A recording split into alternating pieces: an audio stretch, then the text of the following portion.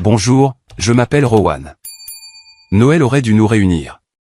Au lieu de ça, ma mère a pointé du doigt mon grand-père en fauteuil roulant et a craché « Tu es inutile ». Dehors. Quand je l'ai défendu, mon père m'a frappé si fort que j'ai vu des étoiles. Prends ce vieil homme et pars. Et c'est comme ça que nous avons été jetés dans la neige comme des ordures. Ce qu'ils ne savaient pas, c'est que l'homme qu'ils avaient mis de côté possédait tout ce qu'ils vénéraient. Et quand il s'est levé, il n'a pas seulement marché. Il a réduit leur héritage en cendres. Ce qui s'est passé ensuite? Même le diable en aurait frissonné. La neige tombait depuis midi, du genre qui semble douce depuis la fenêtre, mais qui pique quand elle touche votre peau. La maison brillait, tout en or, argent et vert. Le genre de Noël pour lequel ma mère vivait. Elle appelait ça la tradition, bien que je n'ai jamais compris de quelle tradition il s'agissait. Peut-être juste la sienne. Le feu dans l'âtre en marbre était trop parfait. Chaque bûche était inclinée comme si un photographe l'avait arrangée. Mon père était assis en bout de table, la posture droite comme un i, portant ce costume bleu marine sur mesure qui, selon lui donnait un air présidentiel. Ma mère, Lorraine, flottait dans sa robe à paillettes, corrigeant les plis des serviettes et souriant à personne en particulier. Et puis il y avait mon grand-père, Ephraim. L'homme qui avait tout construit, le vignoble, le domaine, la fortune qui alimentait chaque verre de champagne dans cette pièce, était maintenant assis à l'autre bout de la table dans un fauteuil roulant qui semblait trop petit pour sa fierté. Il l'avait placé près de la fenêtre comme s'il faisait partie du décor. À côté de lui, une chaise était vide. Personne n'osait la prendre. J'étais assis vers le milieu, essayant de respirer à travers cette joie artificielle. Le bourdonnement des conversations, le bruit des couverts, la faible musique de Noël provenant de la pièce voisine. Tout semblait comme si quelqu'un avait appuyé sur pause dans la vie. Personne ne regardait Ephraim. Tout le monde agissait comme si l'homme qui nous avait tous rendus possibles était déjà parti. Le dîner a commencé avec la voix de ma mère tranchant le silence. À la famille, dit-elle en levant son verre. À un héritage qui continue de croître. Tout le monde a répété, à la famille, et a trinqué. Tout le monde sauf Ephraim. Sa main tremblait alors qu'il essayait de lever la sienne. Le verre a glissé, renversant du vin rouge sur la nappe blanche. Le bruit était faible, mais le silence qui a suivi était suffocant. Le sourire de ma mère s'est brisé. « Tu es inutile », siffla-t-elle. « Tu ne peux même plus tenir un verre. » Les mots ont frappé plus fort que le son du verre roulant sur le sol. Mon père n'a pas bronché. Ma sœur Clara a détourné le regard. Les invités ont fait semblant de ne pas entendre. J'ai regardé Ephraim, ses mains tremblant toujours, ses yeux baissés vers la nappe comme s'il venait de renverser du sang. J'ai senti une chaleur monter dans ma poitrine. J'avais déjà vu cette scène se jouer. Chaque année, une nouvelle façon d'effacer l'homme qui avait tout construit. La chaise à côté de lui a de nouveau attiré mon attention, celle qui était vide. C'était à la fois une invitation et un avertissement. J'ai commencé à me diriger vers elle, mais les yeux de mon père ont croisé les miens. Froid, contrôlant. Je me suis figé. Mon grand-père a murmuré, « Désolé, ma chère. » Sa voix à peine audible. C'en était trop. Quelque chose en moi s'est brisé.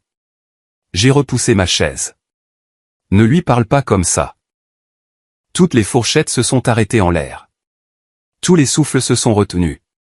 Ma mère a cligné des yeux comme si elle ne pouvait pas croire ce qu'elle avait entendu. La voix de mon père est venue, basse et stable. Tu n'embarrasseras pas ta mère dans cette maison. Je me suis redressé, mon pouls battait dans mes oreilles. Vous l'avez déjà fait. L'atmosphère est devenue électrique. Puis est venu le son, son poing s'abattant sur la table. Le verre de vin s'est de nouveau renversé, des traînées rouges saignant sur le tissu blanc. Il se tenait debout, me dominant. Tu te prends pour un homme maintenant? Alors sors. Emmène-le avec toi. La voix de ma mère a suivi, plus froide que la neige dehors. Prends ce vieil homme et pars. Pendant une seconde, personne n'a bougé. Puis j'ai contourné la table, mais pas résonnant comme des coups de feu dans le silence. Je suis allé vers Ephraim, j'ai posé une main sur son épaule et j'ai tourné son fauteuil roulant vers la porte. Sa main a effleuré la mienne, froide, légère, tremblante. Le majordome a ouvert la porte sans un mot. L'air extérieur était mordant. Des flocons de neige se sont pris dans mes cheveux alors que nous sortions sur le porche. Derrière nous, les rires ont repris, doux et creux. J'ai regardé en arrière une fois à travers la vitre givrée. Il mangeait déjà, prétendant que rien ne s'était passé. La voix des freins a brisé le silence. Laisse tomber, mon garçon. Parfois, le silence est la seule réponse. J'ai hoché la tête, bien que ma gorge me brûlât. Peut-être, ai-je murmuré, mais le silence n'a jamais rien arrangé. Il n'a rien dit de plus. Je l'ai aidé à descendre la rampe, la neige crissant sous mes bottes. Quand nous avons atteint le bout de l'allée, il s'est arrêté et a fouillé dans la poche de son manteau. Sa main en est sortie tenant une petite montre de poche en argent, sa surface usée et lisse. Cette horloge ne ment pas, dit-il en la plaçant dans ma main. Tu te souviens de ça? Le métal était chaud de sa paume, tic-tacant doucement, trop vivant pour la nuit que nous vivions. Je ne comprenais pas ce qu'il voulait dire, mais quelque chose dans son ton m'a fait la serrer fort. Nous avons continué à marcher, le bruit des pneus au loin, les phares traversant la neige comme des fantômes qui passent. Le vent me piquait le visage, mais je ne sentais plus le froid. Derrière nous, le manoir brillait, une cage dorée s'estompant dans la tempête. J'ai regardé une fois de plus les lumières vacillant à travers la neige, puis la montre tic-tacant régulièrement dans ma paume. C'était la nuit où notre lignée s'est brisée. Mais les lignées ont d'étranges façons de se souvenir de qui les a vraiment bâties. Cette pensée s'était à peine installée dans ma poitrine que son poing a heurté mon visage. Ce n'était pas de la rage. Ce n'était même pas de la colère. C'était quelque chose de brut, de primal, un éclair de rouge, puis le craquement sur ma mâchoire. Mes oreilles ont bourdonné. Le visage de mon père était au-dessus de moi, déformé en quelque chose que je ne reconnaissais pas. Pendant une seconde, j'ai cru qu'il allait aussi renverser la table, juste pour prouver qu'il le pouvait. Le verre de vin a explosé sur le sol à côté de moi, ses bords tranchants captant la lumière des bougies. Je n'ai même pas senti la douleur, juste le son et le silence qui a suivi. C'était plus fort que le coup de poing. Ma mère a eu un hoquet, mais ce n'était pas de l'inquiétude. C'était de l'agacement, comme si j'avais embarrassé son dîner. Elle a serré ses perles comme si je les avais cassées. Personne ne s'est levé. Personne n'a demandé si j'allais bien. Ils ont juste regardé, ou pire, détourné le regard, et ont tout jeté dans la poche de mon manteau. La vieille montre tic-taquait, régulière, moqueuse même. Le temps avançait. La famille, non. Gavin m'a attrapé par le col et m'a tiré vers le haut comme si j'étais un ivrogne dans un bar miteux. Toi et ce vieil homme inutile, sortez de ma maison. J'ai titubé sur mes pieds, du sang coulant du coin de ma bouche. Je l'ai essuyé avec le dos de ma main et j'ai rencontré ses yeux. Tu veux dire sa maison? Ça l'a frappé plus fort que mon poing n'aurait jamais pu le faire. Pendant une seconde, quelque chose a vacillé sur son visage. Quelque chose proche de la honte, mais ça a disparu. Lorraine était maintenant debout, elle aussi. Tu n'es rien sans nous. Sa voix s'est brisée comme du verre fin. Je n'ai pas répondu. Je me suis retourné, j'ai marché jusqu'à Ephraim, et sans un mot, je l'ai poussé en fauteuil roulant vers la porte d'entrée. Personne ne m'a arrêté. Personne n'a dit au revoir. La porte a claqué derrière nous, scellant la nuit comme un cercueil. Dehors, le froid était immédiat, vif. Mes mains se sont gelées sur les poignées métalliques du fauteuil roulant. La neige tombait de côté maintenant, poussée par un vent qui hurlait comme s'il savait que nous n'avions plus notre place nulle part. Je n'ai rien dit. Je voulais croire que ton père ferait mieux, a marmonné grand-père. Vraiment. J'ai gardé les yeux droits devant. Il a fait exactement ce que tu lui as appris. Le silence et le contrôle. Il n'a pas argumenté. Ce silence entre nous. C'était différent. Pas le genre qui cache, le genre qui écoute. Le portail est apparu. En le passant, les lumières du manoir se sont brouillées derrière nous, avalées par la tempête. Nous avons atteint le camion. J'ai aidé Ephraim à monter sur le siège passager et j'ai plié le fauteuil à l'arrière. Le vent me poussait dans le dos comme s'il voulait que je parte plus vite. À l'intérieur de la cabine, le silence semblait plus lourd. Le chauffage a grogné pour s'animer, et j'ai démarré le moteur. Les phares ont éclairé la neige devant nous comme un tunnel vers nulle part. Nous avons roulé. Je ne savais pas où regarder. Alors, j'ai regardé en arrière, pas physiquement, mais dans ma tête. Les toasts de maman chaque année, toujours sur l'héritage, toujours sur la construction de quelque chose. Mais le nom d'Efrain avait disparu des discours depuis longtemps. Papa avait l'habitude de me prendre à part après le dîner. Sois un homme, Rowan, disait-il. Ne laisse pas l'émotion te rendre faible. Pendant ce temps, ils éloignaient grand-père de plus en plus de la table chaque année, comme s'il faisait partie des meubles dont on ne sait que faire.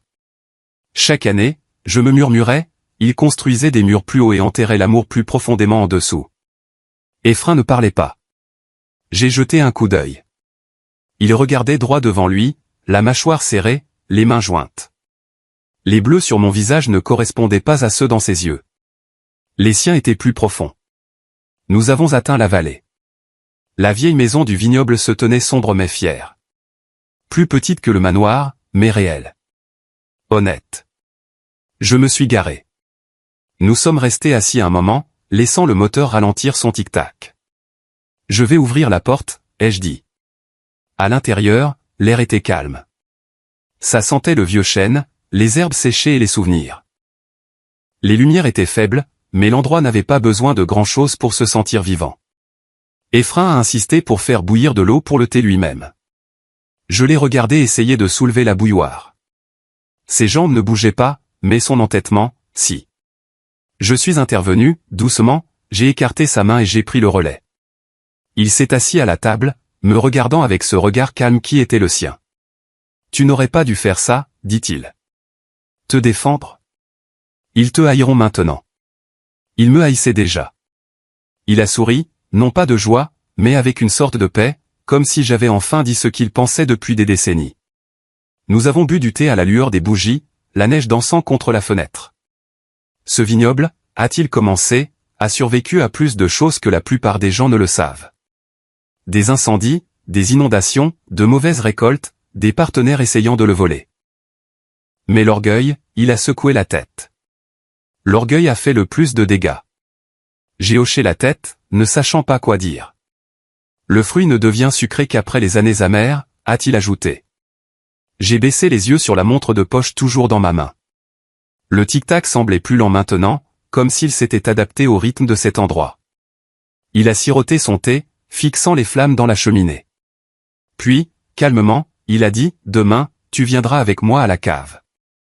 Il y a quelque chose que tu dois voir. J'ai haussé un sourcil, sentant encore le poids de la nuit peser derrière mes yeux. Qu'y a-t-il dans la cave? Il ne m'a pas regardé, a juste souri doucement. La vérité est peut-être ton héritage. Cette nuit-là, je n'ai pas dormi, car quand un homme comme lui parle de vérité, cela signifie généralement que quelqu'un a caché un mensonge. Le vieux canapé a grincé sous moi alors que je bougeais, écoutant le vent battre contre les murs du vignoble. La lumière du soleil du matin s'est finalement glissée à travers les fenêtres givrées, déposant des traînées d'or sur le sol en bois poussiéreux. La pièce sentait le vieux raisin, les herbes séchées et le calme. Je me suis assis lentement, chaque muscle endolori comme si j'avais mené une guerre. Ma mâchoire me lançait. J'ai attrapé mon téléphone. Toujours pas de message, pas d'appel manqué, juste le silence. Pas même de ma sœur. Dans les familles comme la mienne, le silence n'était pas une absence. C'était une punition. Je suis entré dans la cuisine. Efrain était déjà debout, vêtu d'une chemise en flanelle et lisant un vieil exemplaire du Denver Post, comme si nous n'avions pas été exilés de notre lignée moins de 12 heures auparavant. Tu as dormi comme une pierre, ai-je marmonné en versant du café dans une tasse en céramique ébréchée. Il n'a pas levé les yeux. Quand on a vécu assez longtemps, la trahison cesse d'être une surprise. La vapeur de ma tasse s'est enroulée dans l'air. Je l'ai fixée un moment, sans boire. Quelque chose en moi refusait toujours de se calmer. 3 Noëls auparavant. Même table, même maison, température différente, mais à peine. C'était l'idée de Lorraine. Une grande fête de Noël avec des sculptures de glace, un harpiste, de la porcelaine à bord doré et des invités triés sur le volet des cercles d'affaires de Gavin. Les invitations avaient été envoyées un mois à l'avance. Tout le monde en a reçu une, sauf moi. Je ne l'ai su que parce que ma sœur a accidentellement envoyé un texto de groupe sur l'arrivée du camion du traiteur. Quand je suis arrivé, le voiturier ne m'a pas reconnu. Il a failli m'envoyer à l'arrière avec les serveurs. À l'intérieur, le tableau d'entrée affichait des noms en cursive fantaisiste, organisés par Gavin et Lorraine Derel avec des remerciements spéciaux à la famille, mais aucune mention de la mienne, pas même mes initiales. Ce n'était pas une erreur. C'était un rasoir. À un moment donné de la soirée, un homme de la société d'investissement de Gavin m'a pris pour un membre du personnel et m'a tendu son manteau. J'ai regardé Lorraine, m'attendant à ce qu'elle le corrige. Elle a souri à la place, n'a pas dit un mot. J'ai donné le manteau à quelqu'un d'autre et je suis sorti sur le balcon.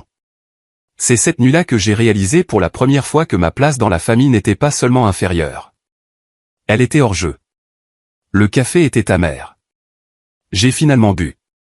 Tu te souviens de l'année où papa ne nous a pas laissé trinquer, ai-je demandé, sans regarder Efrain. Il a hoché la tête.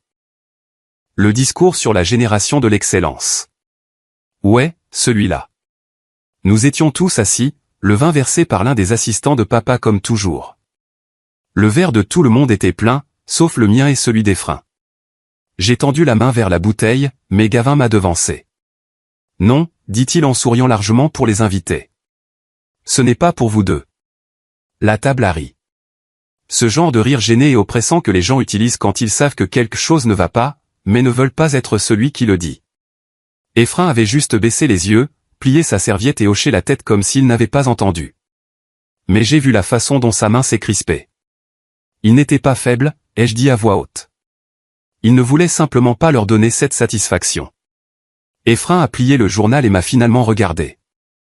Tu savais qu'il nous mettait à l'écart depuis longtemps, n'est-ce pas? Il n'a pas répondu tout de suite. Puis il a hoché la tête. Je voulais croire que le sang suffisait, dit-il. Il s'avère que le sang est la première chose qu'ils versent quand ils se sentent menacés. Ça a frappé plus fort que n'importe quel coup de poing. Parce que c'était vrai. La nuit de Noël n'était pas une éruption. C'était une finale.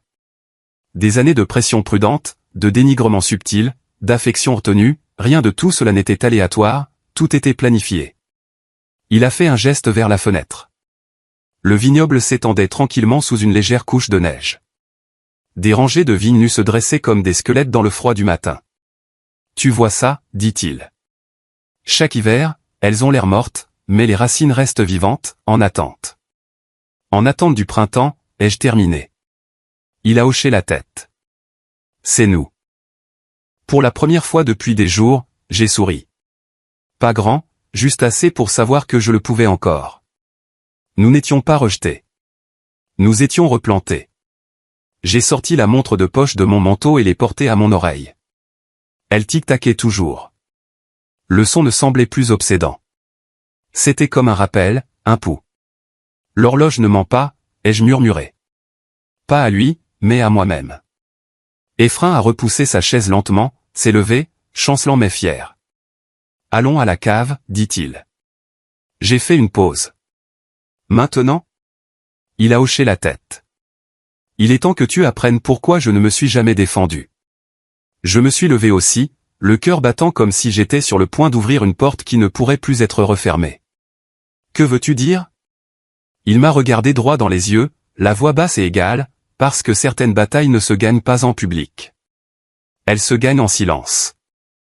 Je l'ai suivi dans l'escalier étroit, mes bottes grinçant contre le vieux bois. Le froid s'épaississait à mesure que nous descendions, la lumière d'en haut s'atténuant à chaque pas. L'odeur des fûts de chêne et du thym flottait dans l'air, encore moite avec une légère âcreté de raisin en fermentation. La cave s'étendait plus loin que dans mes souvenirs. Des rangées de tonneaux se dressaient comme des sentinelles silencieuses. Près du mur du fond, niché entre deux lourds casiers à vin, se trouvait un bureau en acajou usé, du genre qu'on s'attendrait à trouver dans un vieux bureau, pas dans une cave à vin. Et derrière lui, un coffre cerclé de fer. Efrain a fouillé dans la poche de son manteau et a sorti une petite clé en laiton. Sa main tremblait légèrement, mais la serrure s'est ouverte sans résistance. Le couvercle a gémi en s'ouvrant, révélant un dossier pas plus épais que quelques billets de banque. Jauni, légèrement gondolé sur les bords.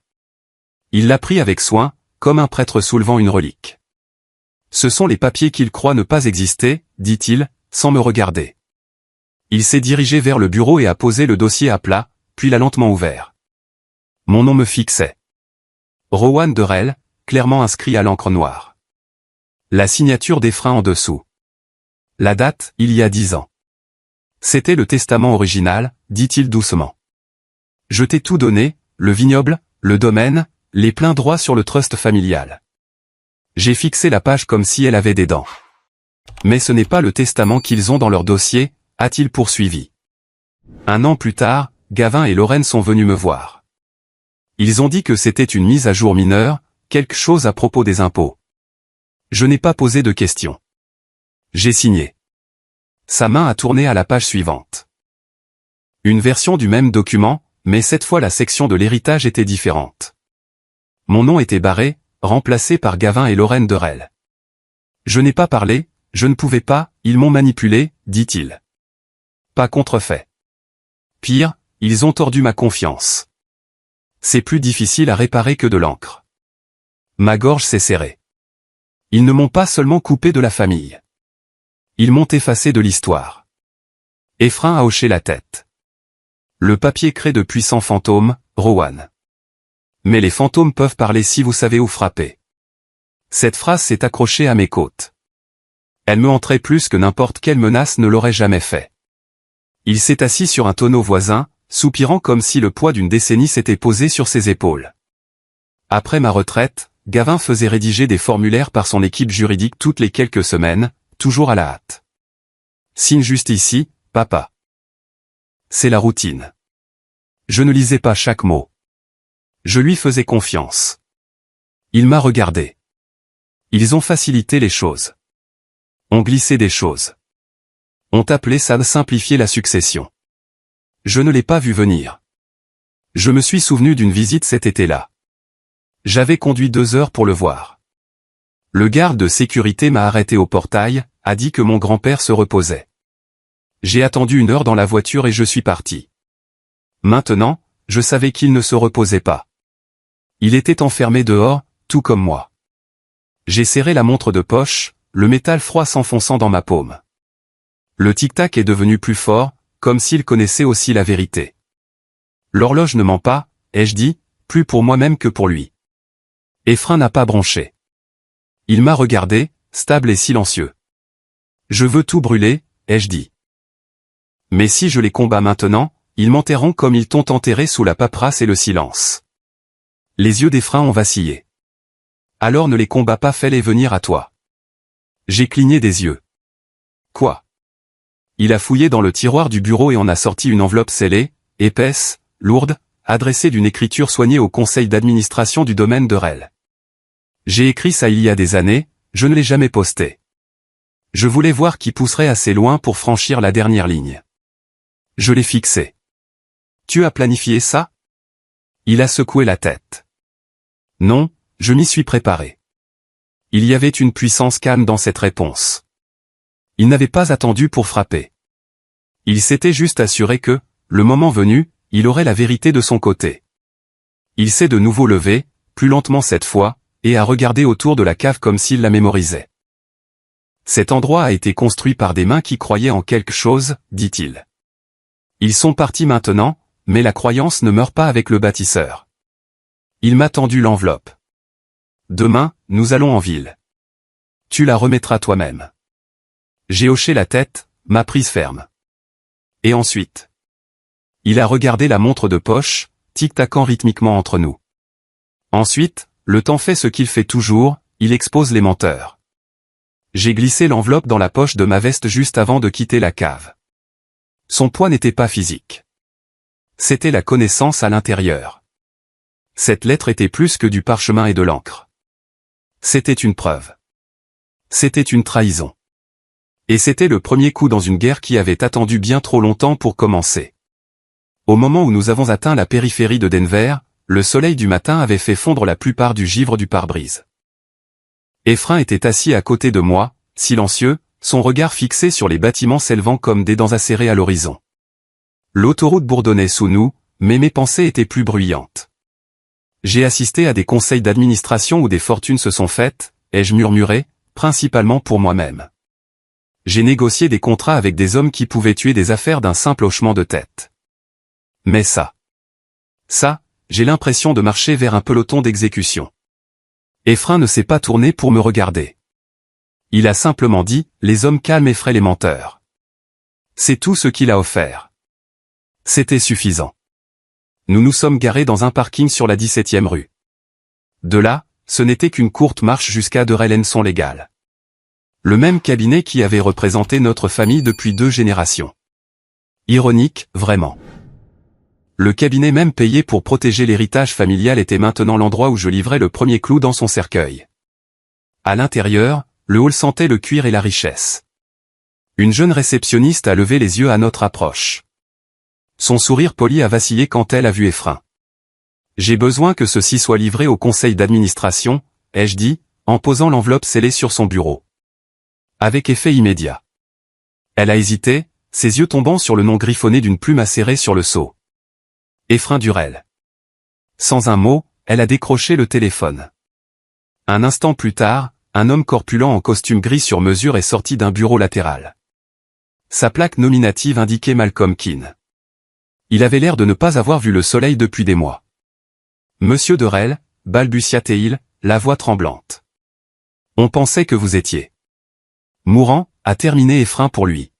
« Vous allez souhaiter que je le sois. » Il a poussé l'enveloppe sur le comptoir. Keane l'a prise à 2 mains comme s'il tenait une grenade dégoupillée. Je n'ai rien dit, mais j'ai vu la sueur perler derrière ses oreilles. Nous n'avons pas attendu. Nous nous sommes retournés et sommes sortis par où nous étions entrés. À un pâté de maison de là, nous nous sommes réfugiés dans un petit café qu'Efrain fréquentait avant sa retraite. La serveuse, une femme plus âgée aux yeux vifs et à l'énergie directe, l'a reconnue instantanément et nous a apporté du café sans un mot. La vapeur s'enroulait entre nous. J'ai rompu le silence. Regrettes-tu parfois de ne pas t'être battu plus tôt ?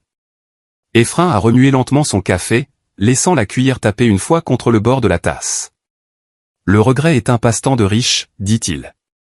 Je préférais la patience, et la patience achète le pouvoir. Je me suis penché en arrière, essayant de le comprendre, non seulement comme mon grand-père, mais comme l'homme qui avait laissé son propre fils le dépouiller de tout et qui avait attendu. Ils ont tout construit sur du papier, dit-il. Voyons comment il gère le papier qui se défend. C'est à ce moment-là que mon téléphone a vibré. J'ai baissé les yeux. Clara. Mon pouce a plané, puis a appuyé. Allô. Sa voix était frénétique. Que as-tu fait ? Je n'ai pas répondu. Papa crie, il menace de poursuivre le conseil. Il a dit que tu avais déposé quelque chose. Une sorte de lettre. Rowan, qu'est-ce qui se passe, bon sang ? J'ai entendu du bruit en arrière-plan. Des voix qui s'élevaient. Du verre qui se brisait. Le testament est en cours de révision. Ils ont dit qu'Efrain l'avait changé. Il perd le contrôle. Elle a fait une pause. C'est vrai ? J'ai dégluti difficilement, puis j'ai dit doucement. Il ne perd pas le contrôle. Il ne l'a juste jamais vraiment eu. J'ai mis fin à l'appel. Efrain n'a pas eu besoin de demander. J'ai hoché la tête une fois. La mèche est allumée. Nous sommes restés dans ce café une autre heure. Aucun de nous n'a beaucoup parlé. La tempête avait commencé, mais pour l'instant nous étions dans son œil, tout était étrangement calme. Dehors, la neige a recommencé à tomber. Pas la neige dure et aveuglante de la veille de Noël. Celle-ci était plus douce, silencieuse, une couverture, pas une arme. Elle adoucissait les contours de la ville, donnait l'illusion que les choses étaient calmes. Efrain a posé une main sur la mienne. Ne te mets pas à l'aise. La vraie guerre commence quand ils réalisent qu'ils ont déjà perdu. Je n'ai pas répondu. J'ai juste regardé par la fenêtre, observant les flocons fondre sur la vitre. Le tic-tac de la montre de poche, faible dans mon manteau. Alors que nous sortions sur le trottoir, en direction du garage, une voiture noire s'est arrêtée lentement de l'autre côté de la rue. Vitre teintée, carrosserie élégante, chère et silencieuse. Elle n'avait rien à faire dans ce quartier. La vitre arrière s'est abaissée d'1 centimètre. À l'intérieur, je l'ai vu. Gavin. Il ne criait pas cette fois. Il ne frappait pas du poing ou ne criait pas d'insultes à travers une table de salle à manger. Non, maintenant il était silencieux, concentré. Le genre de silence qui précède quelque chose de cruel. Il s'est penché juste assez pour murmurer à son chauffeur. Découvrez ce qu'il y a dans cette lettre et assurez-vous qu'aucun d'eux ne quitte la ville. Cette même nuit, après le café et après que la voiture de Gavin a disparu dans le brouillard de Denver, je nous ai ramenés au vignoble. Aucun mot n'a été échangé. Efrain regardait juste par la fenêtre comme s'il comptait les ombres. Je n'ai pas dormi à nouveau. Le deuxième soir, les choses semblaient encore calmes. J'ai fait une promenade seule dans le vignoble. La neige avait cessé de tomber, mais elle s'accrochait aux vignes squelettiques comme une engelure sur un os. Sous la faible lueur de la lune, elle ressemblait plus à des cicatrices qu'à des cultures. Efrain se tenait sur le porche derrière moi, son manteau boutonné haut.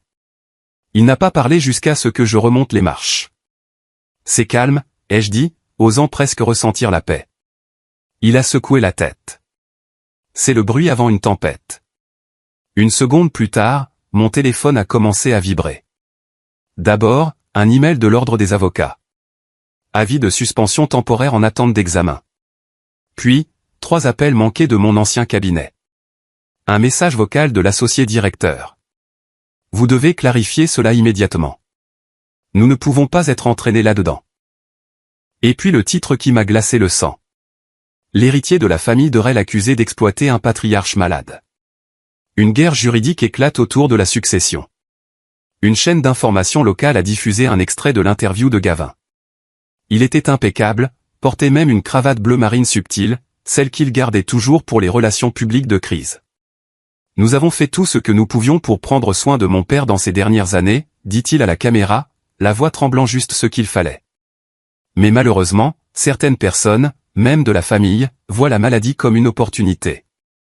Ils ont diffusé des images floues de moi entrant dans le cabinet d'avocat. L'angle donnait l'impression que j'entrais en douce. Efrain a éteint la télévision. Je suis resté assis là, à fixer l'écran noir comme si je pouvais y percer un trou. Ils sont plus rapides que ce à quoi je m'attendais, a-t-il marmonné. J'ai pris la télécommande et l'ai fracassé contre le sol. Des morceaux se sont éparpillés. Ils sont en train de me détruire, grand-père. Tout. Ma licence, mon nom. Je suis fini. Il n'a pas bronché. Il m'a juste regardé, calme comme toujours. Laisse-les faire. Un mensonge doit courir vite avant que la vérité ne le rattrape. Ça n'a pas aidé. Pas à ce moment-là. Pas quand les gens avec qui j'avais travaillé pendant des années transmettaient soudainement des déclarations à la presse disant « pas de commentaires ». Pas quand les journalistes encerclaient déjà notre portail. Je suis sorti en trombe. Efrain a suivi lentement. Le vignoble s'étendait devant nous comme un champ de bataille enseveli sous la neige. « Sais-tu pourquoi nous taillons les vignes en hiver ?» a-t-il demandé doucement alors que nous nous arrêtions au bord du champ. J'ai secoué la tête. Parce que les branches doivent saigner avant de devenir plus fortes. Tu coupes le poids mort, la maladie, les mensonges. C'est comme ça que le fruit sucré revient. Ça aurait dû sonner comme une de ces métaphores, de la sagesse de vieil homme. Mais en l'entendant dire ça comme ça, debout là, ça a fait mouche.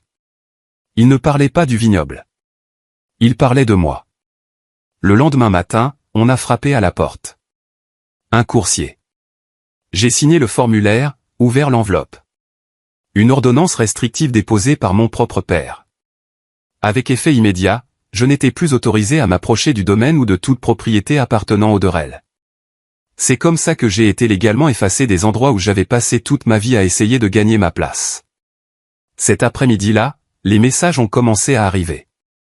D'anciens collègues, des camarades de classe, même Clara, froid, bref, d'un ton désolé, mais pas dans le sens. Désolé, nous devons suspendre la communication jusqu'à ce que l'affaire soit résolue. J'espère que tout s'arrangera pour toi. Bonne chance. Les gens ont une façon de réécrire l'histoire quand ça les arrange. Je me suis assis à la table de la cuisine, la lettre à la main, le cœur engourdi. Ils ont tout pris, ai-je dit à Efrain. Mon nom, mon travail, ma dignité. Il a posé sa tasse de thé, puis a sorti une petite clé USB de son manteau et l'a fait glisser sur la table. Pas tout. Tu as encore la vérité et moi. J'ai baissé les yeux sur la clé. Qu'est-ce que c'est? Des preuves, dit-il. Email, documents, fichiers audio, tout. Chaque mensonge qu'ils ont jamais raconté, documenté. Elle reposait dans ma paume comme une arme. Je l'ai fixée, puis la montre de poche posée à côté. La vérité et le temps, un dans chaque main. Je me suis levé, non pas de rage, mais en silence.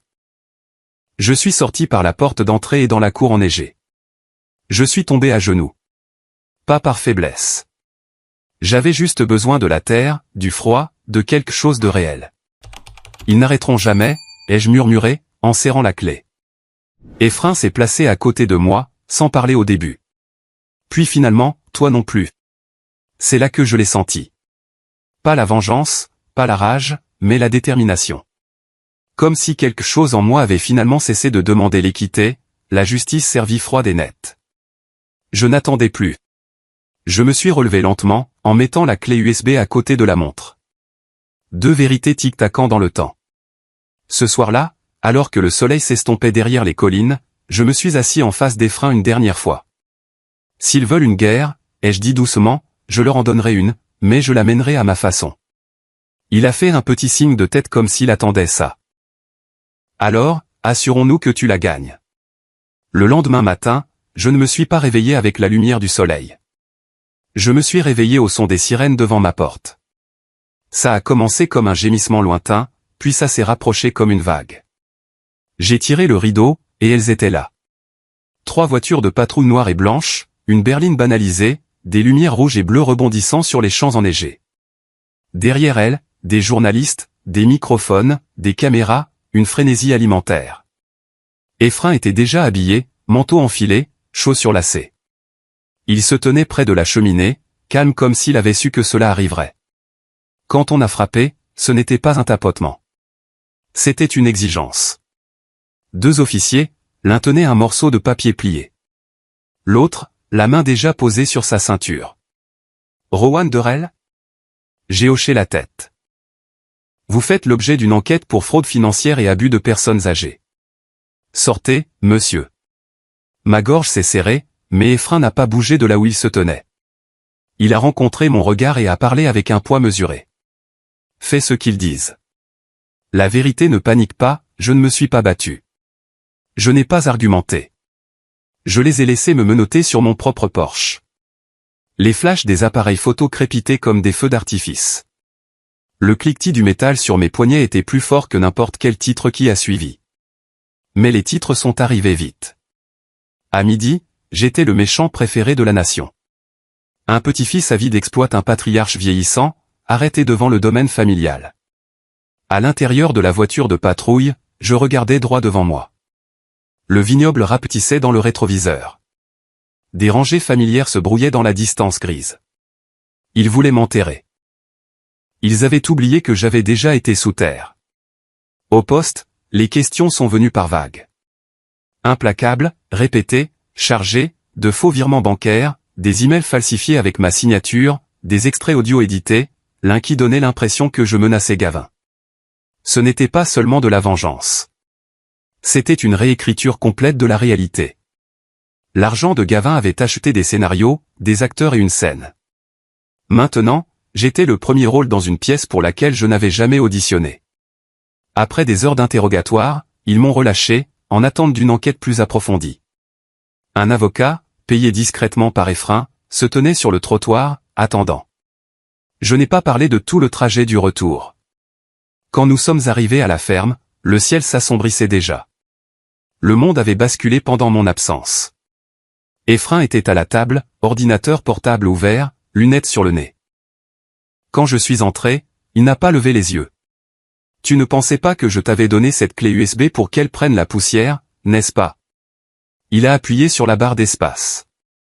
Des images ont défilé, nettes, claires, horodatées.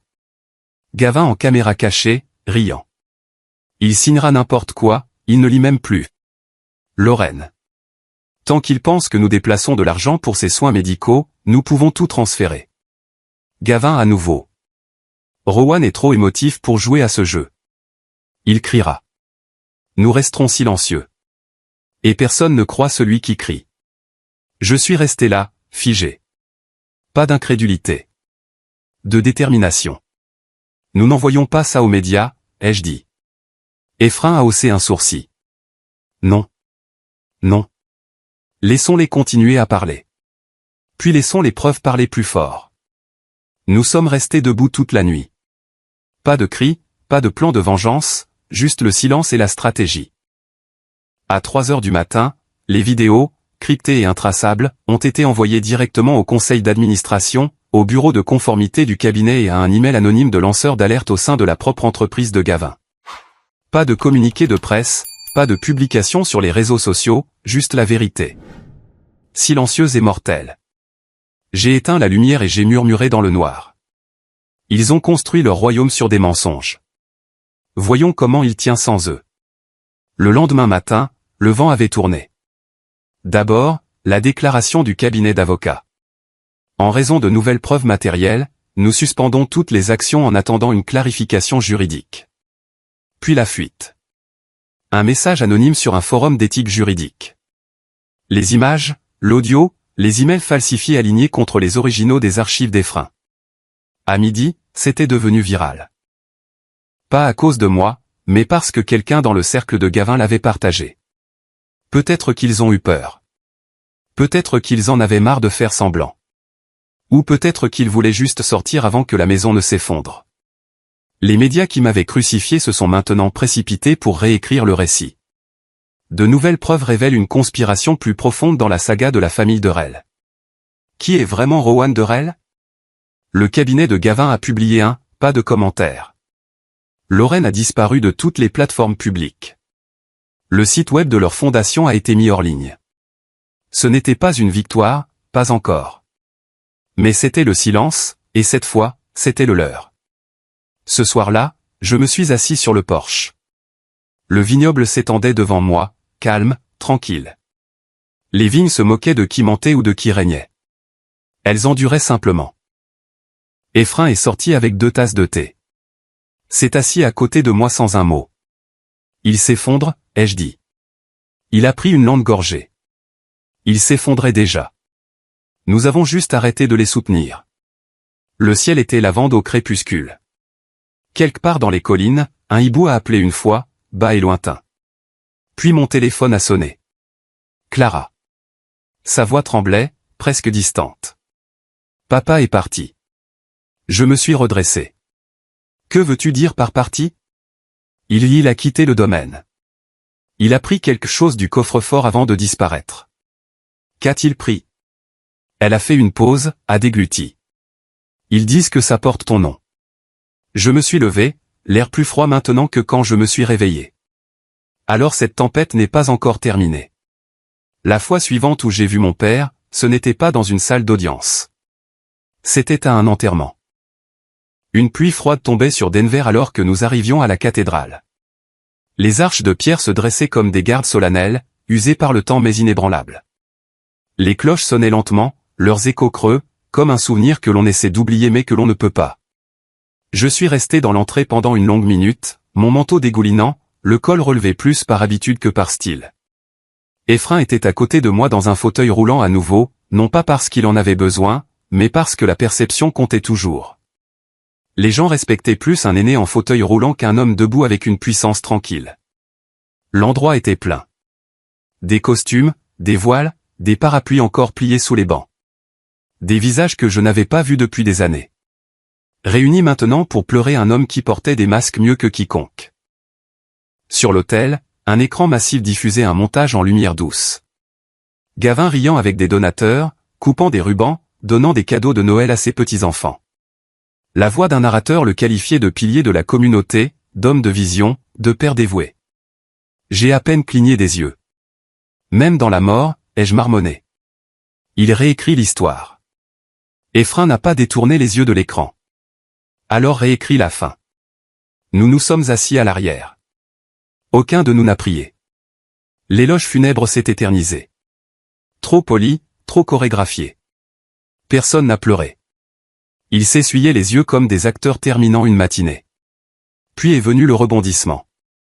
L'avocat de la famille est monté sur le podium, tenant une télécommande dans sa main tremblante. Il y a un dernier message que Gavin a demandé à partager. Si ce jour devait arriver. Il a appuyé sur le bouton. Le visage de Gavin est apparu à l'écran. Plus mince, plus pâle que la version du montage, mais tout aussi contrôlé. Il a regardé directement dans la caméra. Si vous regardez ceci, a-t-il commencé, alors j'ai tout perdu. Mais je dirais ceci. J'ai fait ce que je devais faire pour protéger mon nom, mon héritage. J'ai fait des choix avec lesquels d'autres ne sont peut-être pas d'accord, mais je les ai faits pour ma famille. Il a fait une pause, a siroté un verre juste hors champ. Je n'ai jamais demandé le pardon. Je demande seulement que ma version soit rappelée. Et puis l'écran a vacillé. La salle s'est agitée. Quelques têtes se sont inclinées. La vidéo a repris, mais le ton avait changé. Le même angle de caméra. La même pièce. Mais Gavin était maintenant affalé. Cravate desserrée. Verre à moitié renversé. Il a marmonné à la caméra, sans savoir qu'elle tournait toujours. Il a signé tout ce que je lui ai donné. Le vieil homme n'a même pas demandé. Et Rowan, il a eu sa chance. Trop mou. Toujours à penser avec son cœur. N'a jamais appris.